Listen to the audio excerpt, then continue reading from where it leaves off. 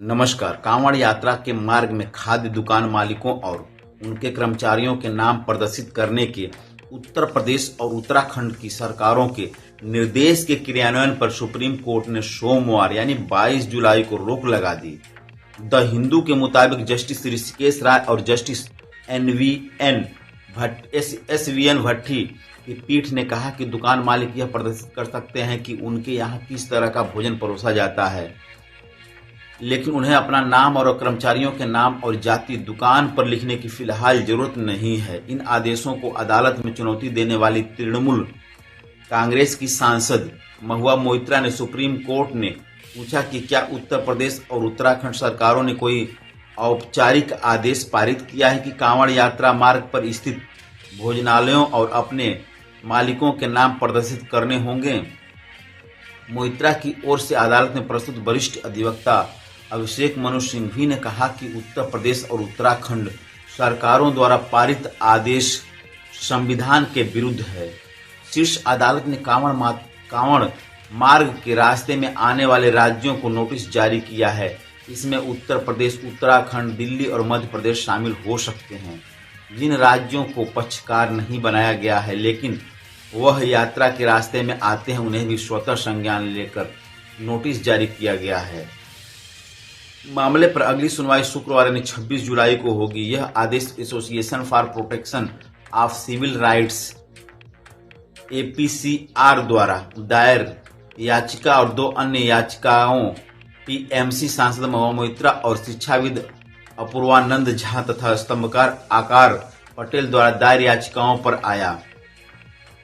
APCR का प्रतिनिधित्व वरिष्ठ अधिवक्ता शिव सिंह ने किया। याचिकाकर्ताओं ने तर्क दिया कि ये निर्देश राष्ट्र के धर्मनिरपेक्ष चरित्र को प्रभावित करते हैं, संविधान की प्रस्तावना में निहित आदेश और मूल्यों का उल्लंघन करते हैं तथा समानता, जातिगत भेदभाव न करने और जीवन की गरिमा के मौलिक अधिकारों का उल्लंघन करते हैं। लाइव लॉ की रिपोर्ट के अनुसार सिंघवी ने अदालत में कहा कि ऐसा पहले कभी नहीं किया गया, इसका कोई वैधानिक समर्थन नहीं है। कोई भी कानून पुलिस आयुक्तों को ऐसे करने को अधिकार नहीं देता। ये निर्देश हर हाथ गाड़ी चाय की दुकान वालों के लिए है।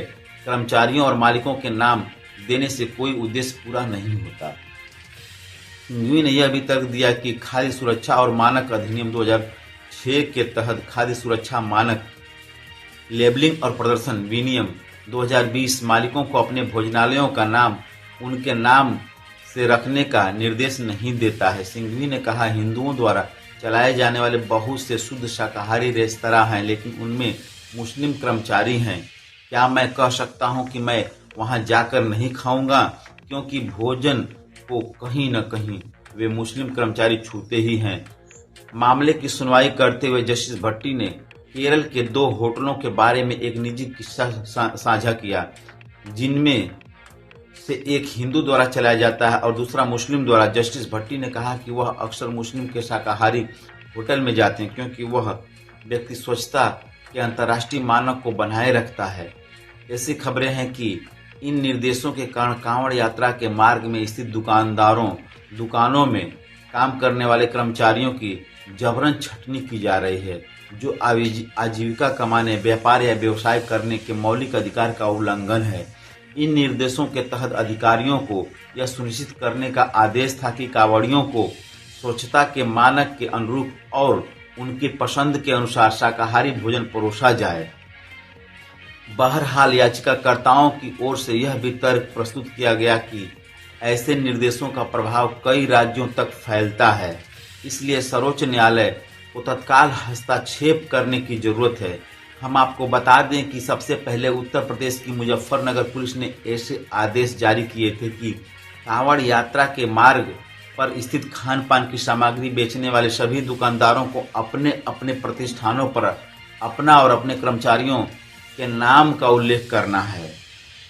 इसके पीछे तर्क दिया गया था कि इससे खाने पीने को लेकर कांवड़ियों के बीच भ्रम की स्थिति पैदा नहीं होगी। इसके कुछ दिन बाद ही उत्तराखंड की हरिद्वार पुलिस ने भी समान आदेश जारी कर दिए। ये दोनों ही राज्य भारतीय जनता पार्टी यानी भाजपा शासित हैं।